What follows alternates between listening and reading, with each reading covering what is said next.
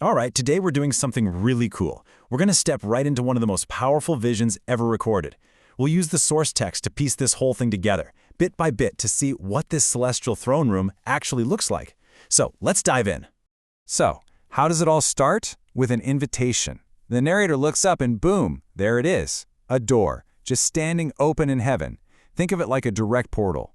And this isn't just some far-off thing to look at, it's basically an invitation for him, and for us really, to step on through and see what's on the other side. Okay, so that invitation, it quickly turns into a command, a voice, and get this, it's described as being as loud and clear as a trumpet says, "Come up here." And just like that, the text says he was in the Spirit. It's instant, a total supernatural transport. The whole perspective just flips, you know? One second he's looking at a door, the next he's inside. So, now we're inside. What's the very first thing he sees? The absolute center of it all, a throne.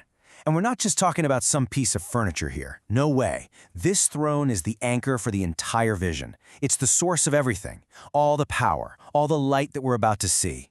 You really have to get this. Everything else that happens from here on out, every single creature, every sound, every action, it's all defined by where it is in relation to this one throne. It's the source of all authority, it's the focus of all worship. It is literally the center of this entire reality. So, what about the one on the throne? Well, the description is fascinating because it avoids any kind of human shape. Instead, it's all about light and color, like brilliant gemstones, jasper and ruby. Think about that. Radiant light and deep, majestic color. And then, wrapping all the way around the throne is a rainbow that shines like a brilliant green emerald. Just wow. And this place is anything but quiet or still. You've got power just pouring out from the throne itself. Flashes of lightning, rumblings, deep peals of thunder. Then, right in front of it, there are 7 lamps just blazing away.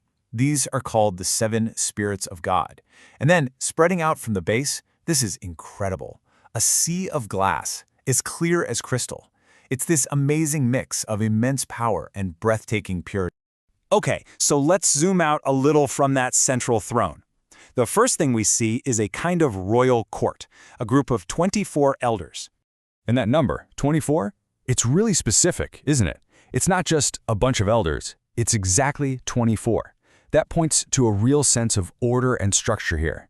Now, a lot of people think this number is symbolic. Maybe it represents the 12 tribes of Israel plus the 12 apostles, kind of like the complete people of God. It just feels like every single detail in this vision means something. And how they're described tells you a lot about them. For starters, they aren't standing around. They are seated on their own thrones, arranged around the main one. They're all dressed in pure white, and each one is wearing a golden crown. I mean, that's a clear sign of royalty, right? These aren't just spectators. They are honored, active participants in whatever is happening here. All right, let's move in even closer to the throne, to the very innermost circle. And this is where things get really, really wild.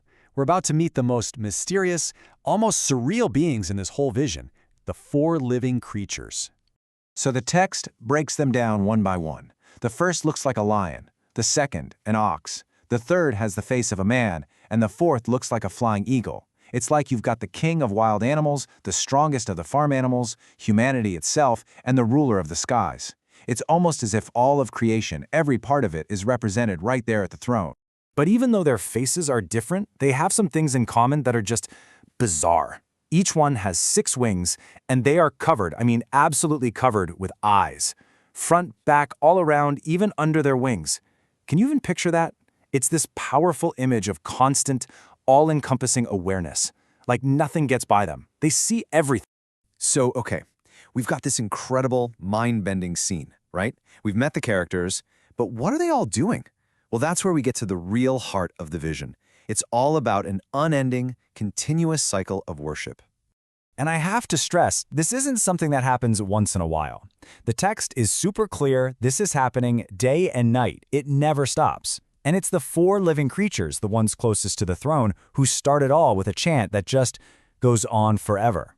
And what are they saying? This is their anthem. They repeat, "Holy, holy, holy," which is just this declaration of absolute, perfect holiness. And it's directed at the Lord God Almighty, the one who was and is to come. So the song itself is all about God's eternal nature, right? Past, present, future, he's outside of all of it. It's a song about pure, timeless existence. Now, this first anthem, it sets off a chain reaction. Every single time the four creatures give this praise, it triggers an immediate response from the 24 elders. They get off their thrones and fall down in worship. And then they do something amazing. They take off their own golden crowns and lay them down before the main throne. It's this incredible gesture of saying, our authority comes from you. And after that, they start to sing their own song. And their song answers the big question: why is the one on the throne worthy of all this?